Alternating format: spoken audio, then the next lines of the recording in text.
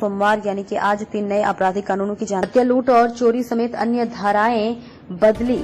भारतीय दंड संहिता में 23 अध्याय और अपराध की 551 धाराएं थी, लेकिन इसकी जगह लागू भारतीय न्याय संहिता 2023 में 20 अध्याय और 358 धाराएं शामिल की गई हैं।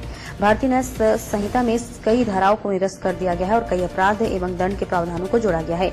हत्या, लूट, चोरी, दुष्कर्म, अगला, छेड़खानी, नाबालिग अपहरण, दहेज, हत्या, धोखाधड़ी और इसी के साथ रंगा लेखा सहित कई अपराधों की धारा में बदलाव किया गया है। नए कानून में डिजिटल साक्ष्य सहित तलाशी, जब्ती का ऑडियो वीडियो रिकॉर्डिंग को जरूरी कर दिया गया है और अब हत्या के लिए 302 की जगह धारा 103, हत्या की कोशिश में 307 की जगह धारा 109, दुष्कर्म के लिए 376 की जगह धारा 64 और चोरी में धारा 379 की जगह 303(2) के तहत कार्रवाई की जाएगी। 1860 के 1872 के सीआरपीसी में कुछ चेंजेस 1973 में हुए थे, बट उसको भी चेंज करते हुए जो अब नए परिप्रेक्ष्य में जो कानून इस देश में होने चाहिए, इस देश को आगे बढ़ाने के लिए, वो कानून आज इम्प्लीमेंट हो रहे हैं और इम्प्लीमेंट हो गए हैं रात्रि से। और नई एफआईआर भी उन नए सेक्शंस में, नए कानूनों में दर्ज होनी शुरू हो गई है।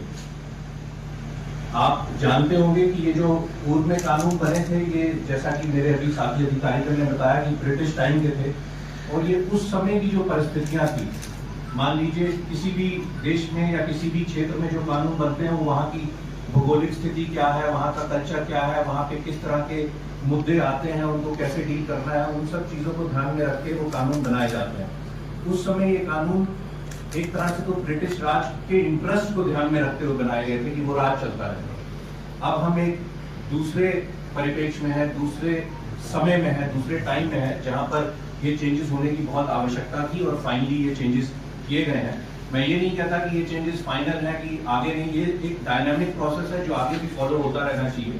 पूर्व में भी अमेंडमेंट्स होती रही, जो एग्जिस्टिंग लॉज है उनमें होती रही, बट ये जो नए हैं उन सब चीजों को जो आज की डेट में आवश्यक है उनको इनकॉर्पोरेट करके बना लिया गया है। और आगे भी मुझे उम्मीद है कि हम बढ़ते रहेंगे, नई चीजें देखते रहेंगे और उस हिसाब से जनता को न्याय मिल सके, ये उस दिशा में कार्रवाई बढ़ती रहेगी। ये जो लॉज हैं इसमें जो अवधारणा है वो पहले से थोड़ी डिफरेंट कर दी गई है। पहले उद्देश्य होता था दंड देने का, अभी भी क्राइम होगा तो दंड तो उसके साथ रहेगा, परंतु मेन फोकस आधार था दंड देने का। अब मेन फोकस है कि सुधार कर सके, न्याय दे सके। और उसमें भी जैसे कि अभी एसीपी साहब ने भी बताया कि कैसे कम्युनिटी सर्विस को भी इंक्लूड किया गया है। तो कुल मिला के ये है कि हम दंड को अपना बेसिस ना मानकर हम न्याय को, जस्टिस दिलाना अपना आधार बनाए। और इसमें नए कानून में न्याय को, समानता को, निष्पक्षता को, इसको हाईलाइट किया गया। ये हमारे गाइडिंग प्रिंसिपल्स होंगे जिनके आधार पे ये कानून बनाए गए हैं और इनको इम्प्लीमेंट किया जाएगा।